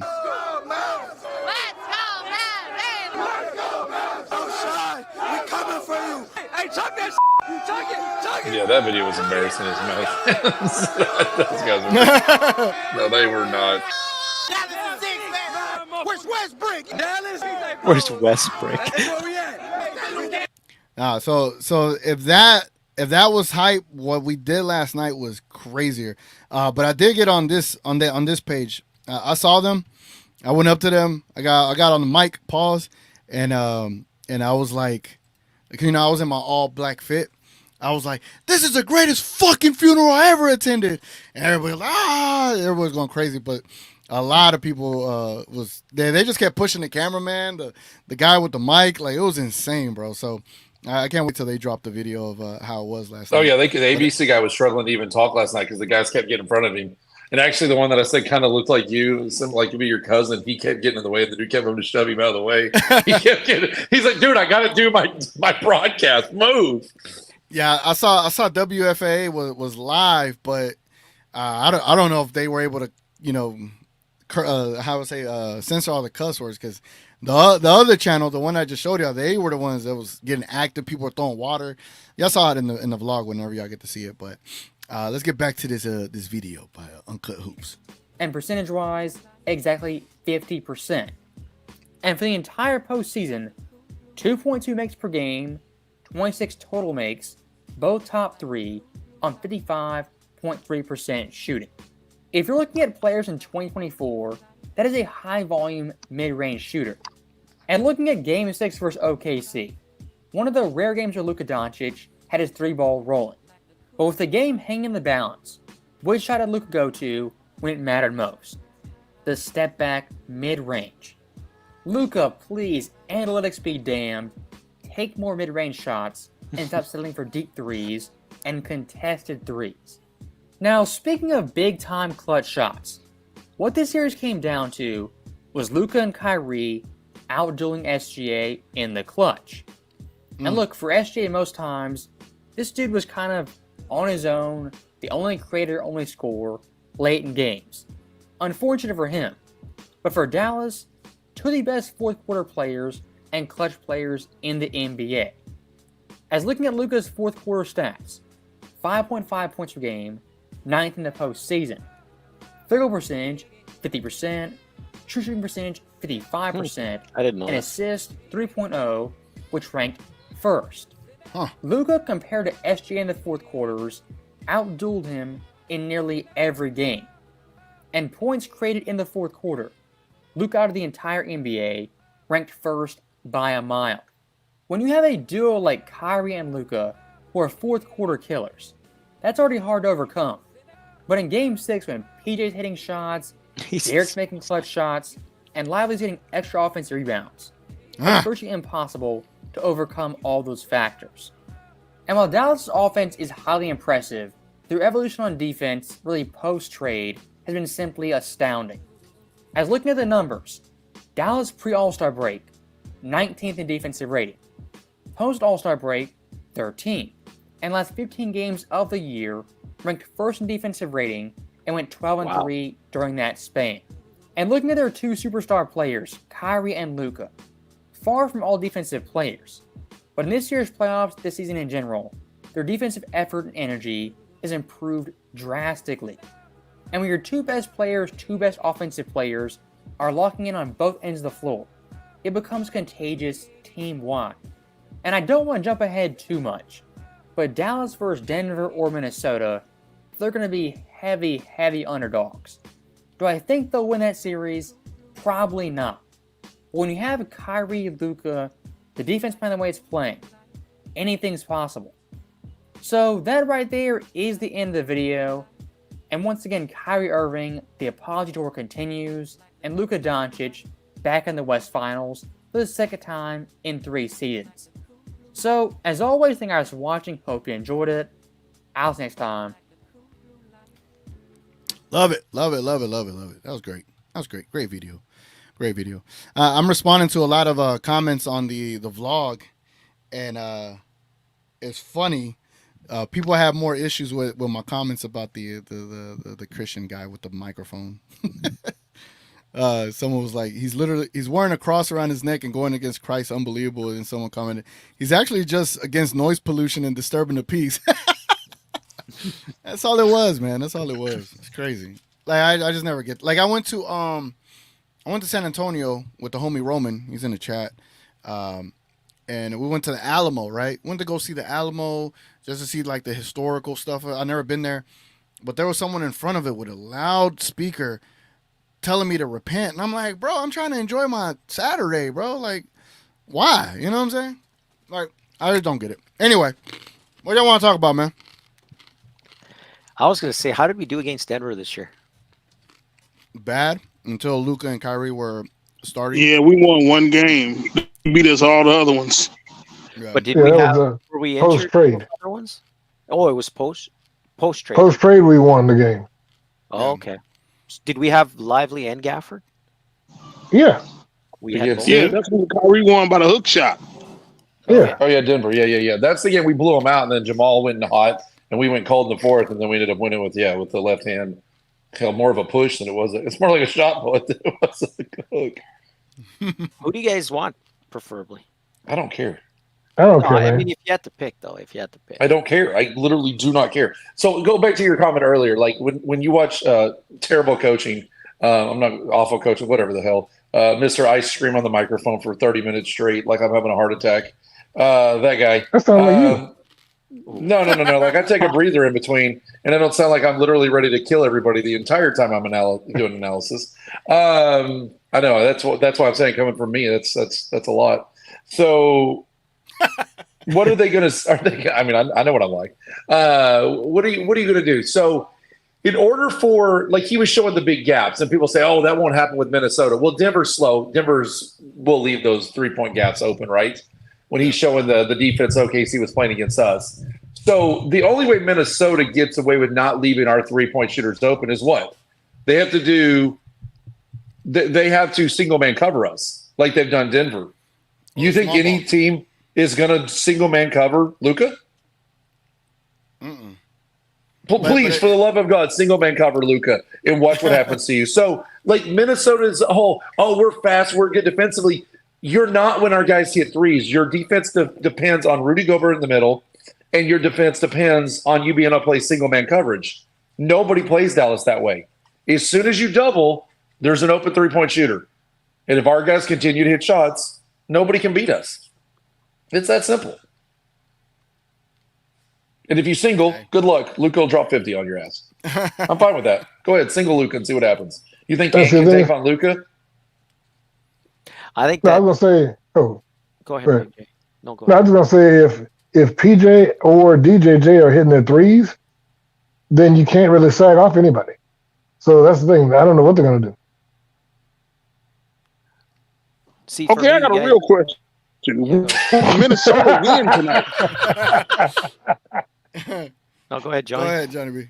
No, I'm saying, what if Minnesota win tonight? What's the game plan then? Because everybody seems like they getting prepared to play Denver. What if Minnesota beat them? Oh, I think we Minnesota's just talked going about. to win. That's what we just talked about. I feel Minnesota's going to win. I think they're a better team, personally. Yeah, but how can you say that? Go ahead, TG. No, I think Minnesota to me it's a little tougher to game plan for, because you can play Rudy off the court, but then if you do, I think you make them better, because then they can just play 5 out and switch everything, and yeah, you could take advantage of smaller people and smaller matchups. I still like my chances. Well, in comparison to Luka, if say whoever's guarding him, he's still stronger than him, right? I think of if Ant is guarding Luka 1-on-1, give me Luka all day, the matchup by itself, because they're gonna have to come and help, and I think we'll still do well. It's just I know we got DJJ and I know we got PJ, but Anthony Edwards is a tough ass guard to guard in general. So I don't know, man. My preference is Denver. I just think Minnesota's a tougher matchup to me. So I think it's crazy to say it, but I prefer Denver over Minnesota because they got length, they got defenders, they got a better bench, they have a better team, like you said, Div. Yeah, I feel they do. All around, I think they're a deeper team, and I think. How can you say that if Denver wins, though?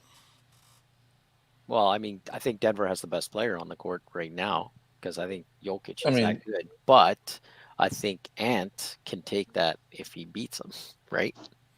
I think that Jokic is the best player on a team, but Jokic has to guard. He has to guard Lively and he has to guard Gafford, and that's going to tire Jokic out. Yep. Minnesota has more to worry about. Johnny, are you taking? So I'm trying to break into cars while you're on the stream. Gee, what's going on? I kill. I don't steal. So that's whoa.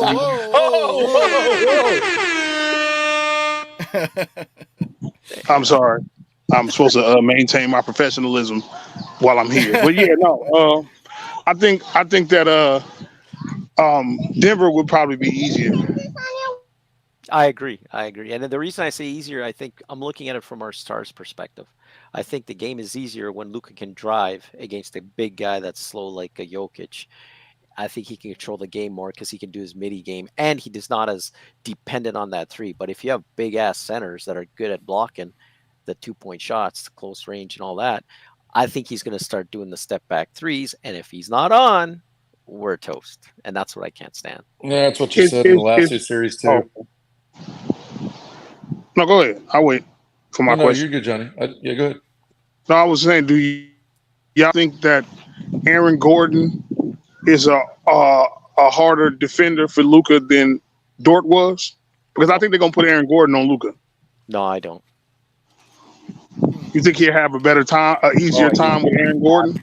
Oh God, yes. Gordon plays cheap. Doesn't play cheap. Like, he doesn't try to injure you. He plays clean.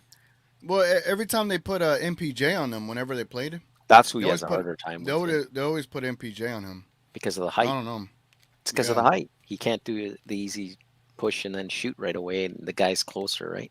He's got a bigger reach. Oh damn! Yeah. My fault, Big J. That's all right. You know, I don't. Here's the thing: those two teams are designed to beat each other, right? Like Minnesota's guys, they're designing. So they didn't design those two teams to beat the current Mavs roster in the way they're set up. So we really haven't tested Minnesota with this current setup. Yeah, you don't know what you're going to do, and what I see is 2 series in a row now, and 20-something games after the trade, is that we have gotten better and better defensively. And what I like about either one of these teams is that neither one of them are floppers. Other than Cat does it a little bit, but neither one of them are like crazy floppers. They're more hard-nosed defense, so they like the no-foul calls too.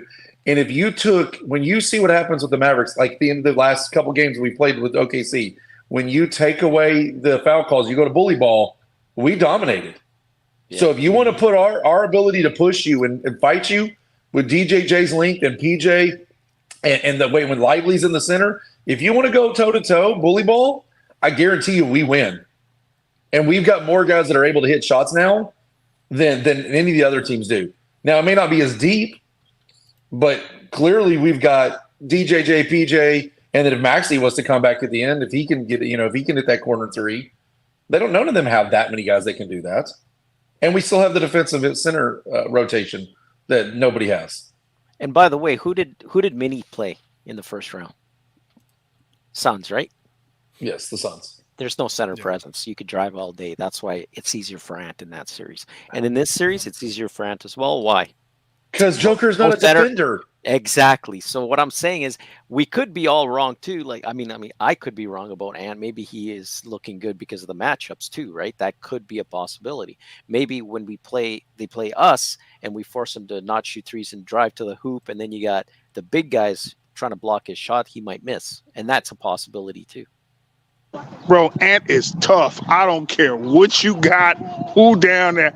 Ant is tough, bro. That is going to be a hard guard for anybody on our team that has to guard him. Like, that dude is serious. Yep. He is going to be tough. He is going to be tough. Who do y'all think takes on the Ant matchup? I think DJJ. That's what I think too. Really? Yeah, it had to be Derek Jones, and then maybe throw Josh Green at him, switch PJ. You're gonna have to throw some bodies at him, like, because that dude Hardy might get him when he gets in. He's gonna cook Hardy. That's keep him away. What about Murray? Man, Murray, man. You put DJJ on Murray and just call it and live with the results. But you got to pick one or the other, right? Yeah, you can't put him on both. Yeah, I guess. Oh, yeah, Murray. That's on their team. Okay, you're right. What on the Murray? No, Murray on Denver. Who do you put on Murray? Jamal Murray. TMP said Murray is legit hurt as well. That's a huge problem for them. Is he really still? I thought he got better. Oh yeah, no, he's hurt. Yeah, he's definitely hurt. That's interesting. He's always hurt when they need him, though. If you think about it, even when they won a title, he was hurt. All I know is you can say that Ant's a dog and he can do all that, and he is. But when you can drive the lane and you know Joker's going to literally just put his arms down and stand there and let you go by, it's a lot easier to be real aggressive. When you know you're going to be getting pushed and moved and done, and it's not going to have a clear run right down the center. And when you do, Lively's going to be right in your face or Gafford's going to be there. That ain't the same. And you can be as big and badass as you want, but there's only so many times you're going to be able to drive right through somebody and pull that off. He's not going over people that much. He's just running. And Joker just goes, "Oh, excuse me, sir. Have a basket." It's embarrassing. Yeah, he does that with a lot of guys, not just Ant. Oh, he admits it. You don't deny it. That's why I want Denver. It'll be so much easier to score on them. Yep. Exactly. And Johnny B, you got 6 stars on GTA or what? I told y'all I kill, I don't steal. I thought you said the window open. I thought that was your neighborhood. I actually am in my neighborhood. I'm at the park with my daughter, believe it or not. Yeah. Damn, the cops rolling up, man. That's crazy. Quick question, TGK, for you. What's up? Knicks, Indiana, who you got? I want the Knicks to advance, man. I want the Knicks in the finals. You want them in the finals? Yeah, I don't think they will, though. I think they got too many injuries. Even though I know that sucks because that's going to be the excuse, but. Who do you think's the worst matchup for, out of the 3 teams remaining for us, who do you think is the harder matchup? Not worst, harder matchup. Indiana. Okay, so Indiana. Okay, so we want them out Yeah, first. listen. Indiana would. I think Indiana would be so. I watch how they destroyed us, like back to back. Yeah, that they would be difficult to deal with because of That's how my how kid they feels too. My kid Also- doesn't want Indiana either. Also, Rick Carlisle. Rick Carlisle. You know, remember Don Nelson and how he found a way to beat us? Yeah. Listen, I truly believe though, if Knicks had their full roster, they could beat the Celtics if they had everybody. Who are they missing right now? They missing. They missing. OG and Randall, right? OG, Randall, Mitchell, Boyan. OG's playing today. Damn.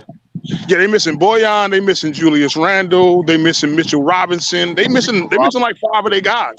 Yeah, Mitchell Robinson, I think, is the biggest one that they're missing. If they had him, I think Boston would have a harder time.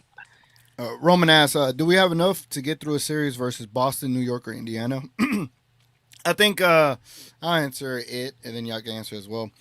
I think we do, but I actually have to agree with Johnny B. I think Indiana poses like just the matchups a more difficult element to it. But again, we're able to be more physical with them, and maybe DJJ is able to kind of keep Halliburton at bay. But they are a tough team from being able to space the floor out and shoot threes, man. They're pretty difficult. Boston can too, but we know Tatum is a choke artist, so I'll leave it at that.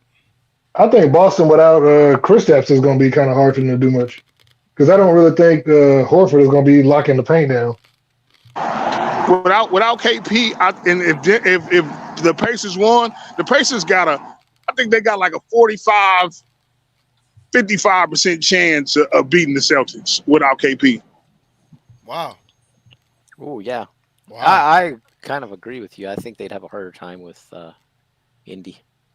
Because you said New York is injured. That's why. That's the only reason. I would pick if all these teams are healthy, even with Porzingis, I would pick New York first, and Indy and Boston would be kind of like, I don't know, that would be a toss-up. Man, a Brunson versus Luka finals would break the internet. Damn, can you imagine? Oh man, that would be something. 21 minutes so I can try to buy my tickets. Oh, they're going live today, huh? 21 minutes, 48 Where seconds. you going, lower bowl or what?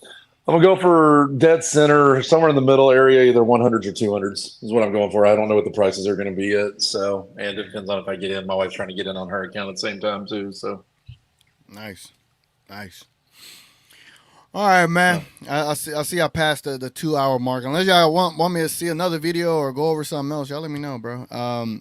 Trent says, remember Pacers caused us to change our starting lineup, and that's when we started. Great point. Yep. The Miami Heat game. It was right after the Pacers, and that's when we changed up. So great point, Trent, because that might be the. Did we not use Lively and we didn't use Lively and Gafford in that when we got blown out by them? Yeah. We kept putting No, I thought, but what didn't we keep putting? That's when we kept putting in Maxi at the 5, and we could put Maxi, and we put in another, what's the name? THJ. They kept putting both of them out on the court together for like extended periods and pissing everybody off. Yeah, and then Miles Turner was killing us, like Well, yeah. legit killing us, like from 3 in the paint. Like we could not do nothing with Miles Turner at all. He embarrassed us. I remember that. Yeah, but how many teams have been embarrassing us since the last few games? That's the thing. It's like everything we based it on was based on a team that was either had Kyrie missing or Luka missing or was prior to the trade. And then after the trade, we were still building chemistry and learning how to play. And you didn't see Luka and Kyrie playing defense the way they are. You didn't see PJ hitting shots like he's hitting now, DJJ hitting shots. I mean, that's the thing. Is like nobody, I've said this for a while now, nobody scares me. Like the way this team plays, it reminds me of the Rangers. When you have this kind of chemistry between your team and this much where one man says, hey, I ain't going to let our team lose. I mean, look at PJ last night. Look at DJJ to come out the second half. Couldn't hit anything in the first half. It comes out and just lights it up. Makes a mid-range jumper to put us up by 5 at the end of the game that you haven't seen DJJ make all year. I mean, and PJ, what he did at the end, it's just this is a special kind of team. And when you have this kind of chemistry and this much cohesion between a team, it's hard to beat this kind of stuff. It is. I hope you're right, Sticks. Well, I've been right so far. And you keep doubting me too. You have been so far, and I hope you keep being right, because that'd be amazing if we win it all, man. Oh, that would be amazing. Yeah. All right, man. I'm about to go end the show. I might be hopping over there to DDP's live stream. I don't know if he's gonna send me a link or not, but he had. I think didn't Rail and King say that they was doing a playback for the games today? Yes, they did. Yeah, they did. Are they still doing it? Okay. They said they was last night. Okay. Well, all right, man. I appreciate y'all being here, man. I hope everyone enjoyed this midday morning Mavness impromptu show. Let's see any other comments we got in here. Okay, I could dig that. Chemistry is a different kind of science. Yeah, for sure. And the Mavericks are hitting on all cylinders right now. Appreciate y'all, man. It's been your boy TGK here with everybody on the panel. Salute to everybody. Nick, Sticks, Div, Johnny, Big J, everybody. It's been your boy TGK, man. Can't wait to see who we face come Wednesday night, man. Wednesday nights tonight. And then Tuesday. Mavs. And Tuesday night, we'll do a preview stream. So anybody that wants to come up here and chit-chat about previewing the next matchup, I'll have all the things we talk about, and everybody just chime in, give their thoughts and stuff. So anyway, man, it's been your boy TGK, and we're going to catch y'all on the next one. We out.